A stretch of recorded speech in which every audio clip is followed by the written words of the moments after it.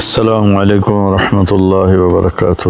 بسم اللہ الرحمن الرحیم، والصلاة والسلام علی رسولہ الکریم وعلی آلہ واصحابہ اجمعین۔ اصل ناکام وہ لوگ ہیں جو قیامت کے دن ناکام ہو جائیں گے، جن پر اللہ تعالیٰ ناراض ہو جائے گا۔ اس کی ناراضگی سے کیسے بچنا ہے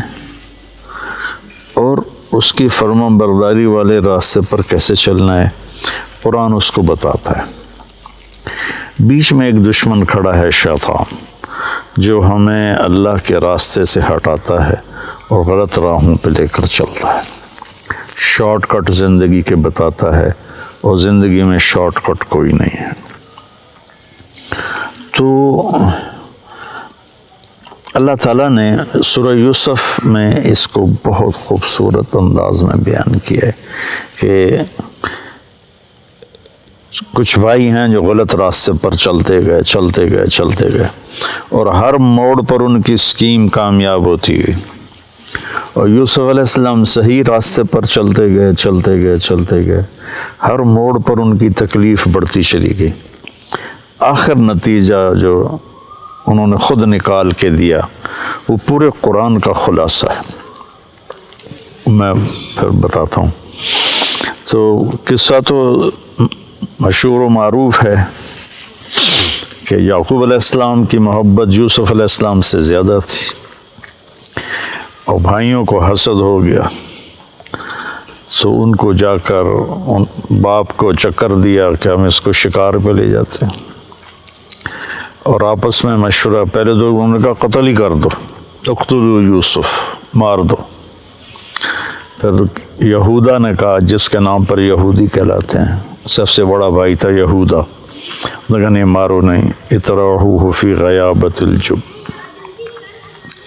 کہ او اطرحوہ ارضا یخل لکم وجہ ابیکم وتکونوا من بعدہ قوما صالحین، کہ ایسا کرو کہیں دور دراز پھینک دو، اور پھر تمہارا باپ ہوگا، تم ہوگے، تو تم اپنے باپ کے زیادہ محبوب بن جاؤ گے۔ تو ان کو لے کر گئے اور جا کر واجمعوا ان یلقوہ فی غیابۃ الجب، جب اس کنویں کو کہتے ہیں جس کا پانی خشک ہو چکا ہو، جس میں پانی ہو اس کو بیر کہتے ہیں، اور جس کا پانی خشک ہو گیا ہو، اور یہ فلسطین پہاڑی علاقہ تھا تو اس میں کنویں خشک ہو جاتے تھے، تو انہوں نے اس میں پھینکا ان کو۔ تو اللہ تعالیٰ کا غیبی نظام چلا، پھر وہ قافلہ آیا، وہ اٹھا کے لے گیا، گورنر مصر کے دربار میں پہنچے، پھر وہاں بڑے ہوئے، تو جیسے اللہ نے ساری دنیا کے آج 7 ارب لوگ ہیں، پیچھے پتہ نہیں کتنے خرب چلے گئے، آگے کتنے آئیں گے، ان سب کو حسن میں پوری انسانیت کو 1/2 تقسیم کیا، اور یوسف علیہ السلام اکیلے کو 1/2 دیا۔ تو ان کا کیا حسن ہوگا۔ وہ جب گورنر بنے تھے تو پھر وہ وزیر خزانہ تو ایسے منہ چھپا کے رکھتے تھے کہ کوئی فتنے میں نہ پڑ جائے، اور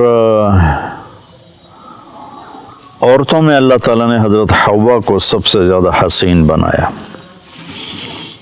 ان کے بارے میں بس اتنا تھا، سب سے زیادہ حسین بنایا، لیکن یوسف علیہ السلام کے بارے میں اعطی شطر الحسن، کہ آدھا حسن سارا دے دیا۔ تو زلیخا کا امتحان آیا، بہت بڑے گناہ کی دعوت، وراودته التي هو في بيتها عن نفسه وغلقت الابواب وقالت هيت لك، یہ اتنا لمبا جملہ اس منظر کے خوفناک امتحان کو بتا رہا ہے، میں سے چھوٹا جملہ بھی ہو سکتا۔ تو یوسف علیہ السلام پر 2 امتحان آئے، ایک بہت بڑے گناہ کا امتحان آیا، ایک مصر کے حسن و جمال کا فتنہ، اور دوسرا بھائیوں کی طرف سے جو آزمائشیں چلیں اور ان کی مخالفانہ تدبیریں چلیں، انہوں نے اس پر جو صبر کیا۔ تو جب وہ بھائی ملے نا جب اللہ تعالیٰ نے یوسف علیہ السلام کو گورنر بنا دیا، وزیر خزانہ بنا دیا، تو بھائی آئے، وجاء اخوۃ یوسف فدخلوا علیہ فعرفہم وہم لہ منکرون، کہ بھائی یوسف علیہ السلام نے تو پہچان لیا میرے بھائی آ گئے، چونکہ یوسف علیہ السلام اس طرح بیٹھتے تھے،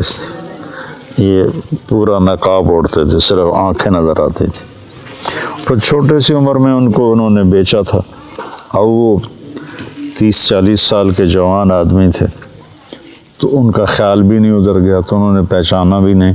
یوسف علیہ السلام نے پہچان لیا، تو کہنے لگے تمہارا دوسرا بھائی ہے کوئی؟ کا جی ہے، کہا اس کو لے کے آنا ورنہ کچھ نہیں دوں گا۔ پھر ان کو ایک بہانے سے اپنے پاس رکھ لیا۔ جب انہوں نے بنیامین کو اپنے پاس رکھ لیا تو یہودا نے کہا میں تو واپس نہیں جاؤں گا، پہلے ہم نے یوسف کو کھویا،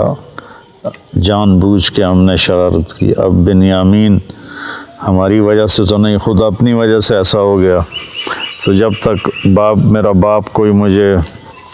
اجازت نہیں دے گا میں ادھر ہی بیٹھا ہوں، تم جاؤ۔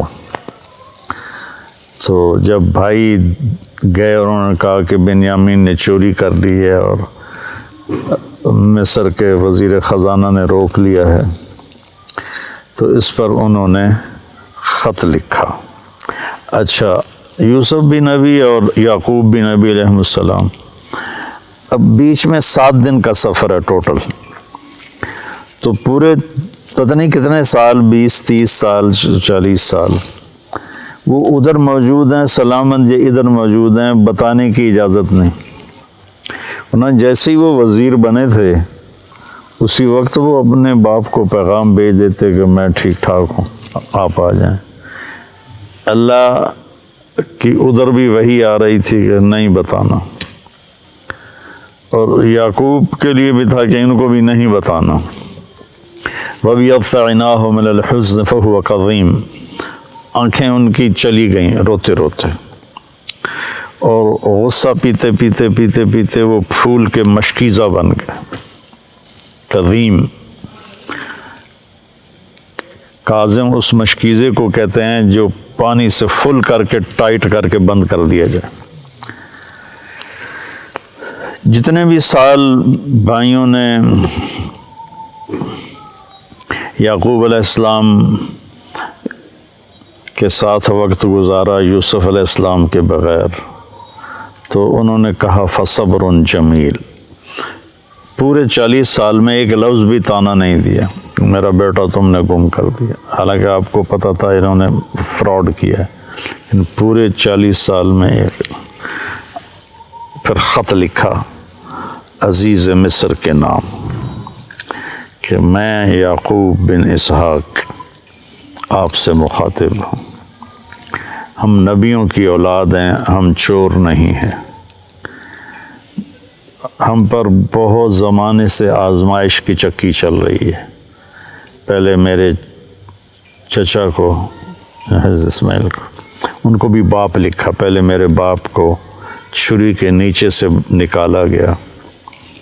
پھر میرے بیٹے کو مجھ سے جدا کیا گیا، آج 40 سال ہو گئے،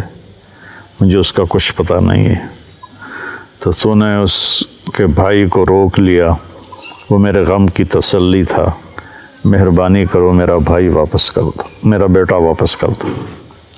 یہ خط جب یوسف علیہ السلام نے پڑھا تو ان کا دل بھی بھر آیا اور آنکھیں بھی، تو اللہ کی طرف سے اجازت ہو گئی کہ بتا دو، اور اوپر سے بھائی بھی پہنچ گئے۔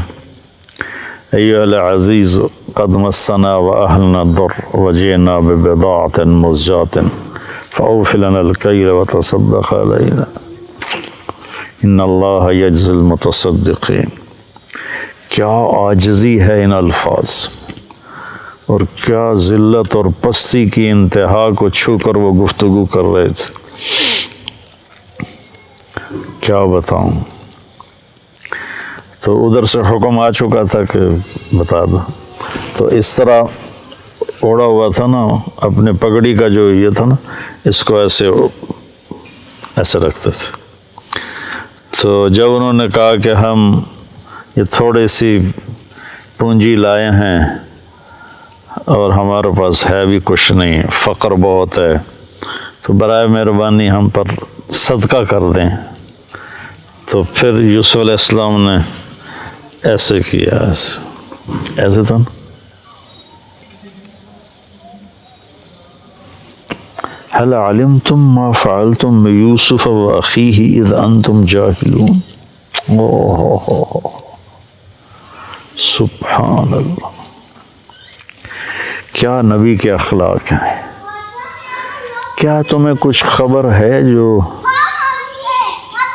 تم سے بے خبری میں یوسف کے ساتھ کچھ تھوڑا بہت ہو گیا تھا، تھوڑا بہت، قید کاٹی 9 سال، زنا کی تہمت لگی، منڈی میں بیچے گئے، کتنی لمبی چوڑی گھاٹیوں سے گزر کر، اور ان کو اس کا سبب کون تھے بھائی؟ ان کو کہہ رہے ہیں وہ حل وہاں بولا جاتا ہے جہاں مجھے، اس کو اردو میں کہتے ہیں آپ کو پتہ چلا، سعید بھائی آپ کو پتہ چلا، تو آپ کو پتہ چلا کا مطلب یہ ہوتا ہے کہ اس کو معلوم نہیں اور میں بتا رہا ہوں۔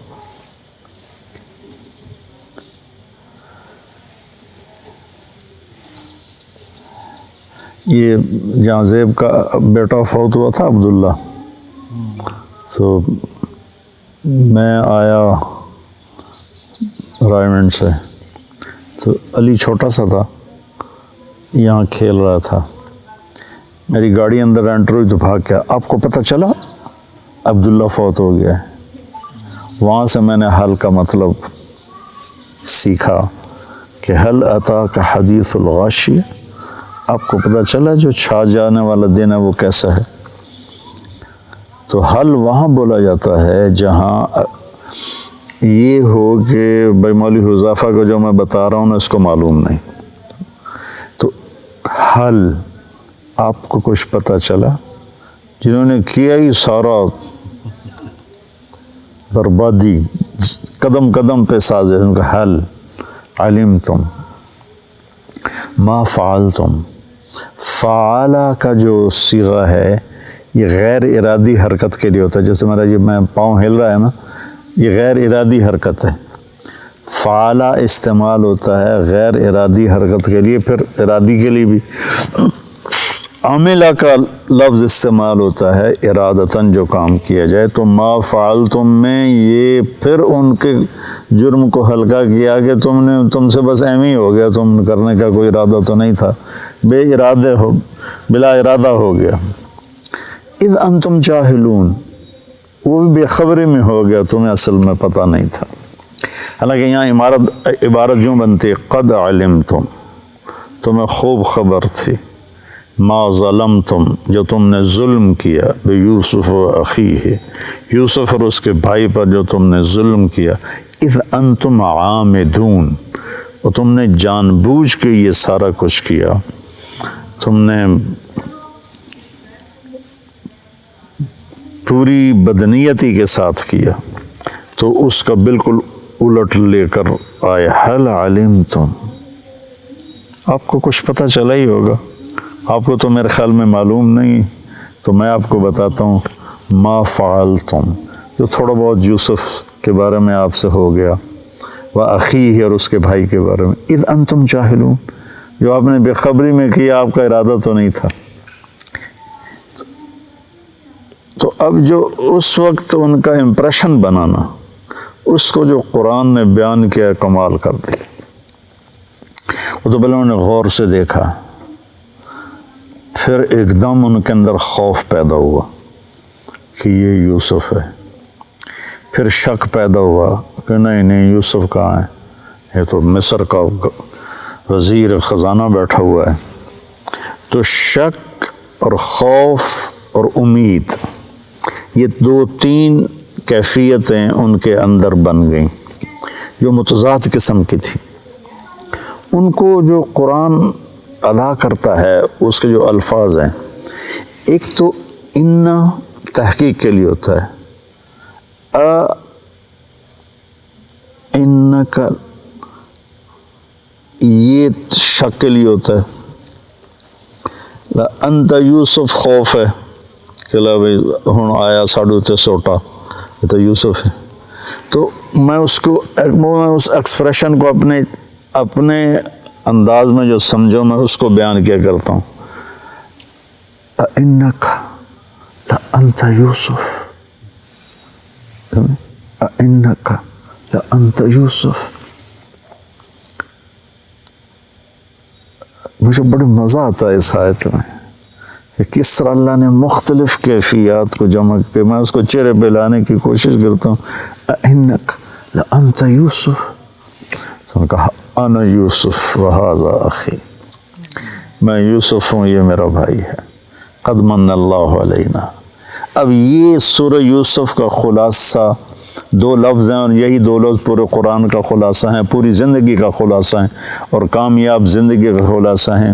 کہ انہ من یتقی ویصبر فإن اللہ لا یضیع اجر المحسنین. کہ میرے بھائیو، زندگی کی راہوں میں جو تقوی اور صبر کو ساتھی بناتا ہے وہ ضائع نہیں ہوتا، وہ کامیاب ہوتا ہے. تو تقوی میں اشارہ تھا زلیخا کے قصے کی طرف کہ بہت بڑی دعوت آئی حرام کی، اور اس میں اللہ نے ان کو اتنا استقامت بخشی، اور اس نے سارے دروازے بند کیے تھے، وہ دوڑے، دروازے کھلتے چلے گئے، اللہ کی قدرت سے تو کھلتے چلے گئے. تو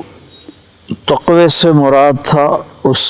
زلیخا کے مکر سے بچنا، یعنی جتنے بھی گناہوں کا راستہ ہے اس سے بچنا تقوی. یصبر میں اشارہ تھا بھائیوں کے ظلم کو برداشت کرنا. آپ اندازہ لگائیں جب بھائی اور یعقوب علیہ السلام سارے آ گئے تو یوسف علیہ السلام کارگزاری سنانے لگے کہ میرے ساتھ کیا ہوا. تو کارگزاری شروع سے نہیں سنائی کہ بھائی سامنے تھے اور شرمندہ ہونا تھا انہوں نے. وَقَدْ أَحْسَنَ بِي إِذْ أَخْرَجَنِي مِنَ السِّجْنِ وَجَاءَ بِكُم مِّنَ الْبَدْوِ مِن بَعْدِ أَن نَزَغَ الشَّيْطَانُ بَيْنِي وَبَيْنَ إِخْوَتِي إِنَّ رَبِّي لَطِيفٌ لِمَا يَشَاءُ. ابا جی میں جیل میں چلا گیا تھا، یہاں سے کارگزاری شروع کی. مجھے انہوں نے نکالا، میں نے راستے میں مارا اور مجھے باندھا، پھر باندھ کے کنویں میں پھینکا، پھر میں ڈول میں بیٹھا، پھر مجھے انہوں نے چند کوڑیوں میں بیچا، پھر میرے اوپر زنا کی تہمت لگی. سارا حذف کر دیا کہ یہ شرمندہ ہوں گے، میرے بھائی شرمندہ ہوں گے. کامیابی کا یہ راستہ ہے. ہم لوگ مال بناؤ، سیاست کرو، ہیرا پھیری کرو، حرام راستوں سے پیسے بناؤ اور اپنی واہ بناؤ. یہ ہم پوری دنیا کے انسانوں کا اس وقت یہ راستہ بنا ہوا ہے. تو سورہ یوسف میں قرآن نے کہانی سنا کر ایسے سارے رازوں سے پردہ اٹھا دیا ہے.